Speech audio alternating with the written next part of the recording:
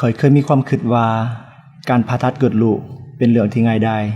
เพียงแต่เข้าห้องผ่าตัด 10-15 นาทีก็สำเร็จแล้วแต่ความคิดข้อยก็เปลี่ยนไปเมื่อข้อยเห็นภาพเหล่านั้นโดยตนเอง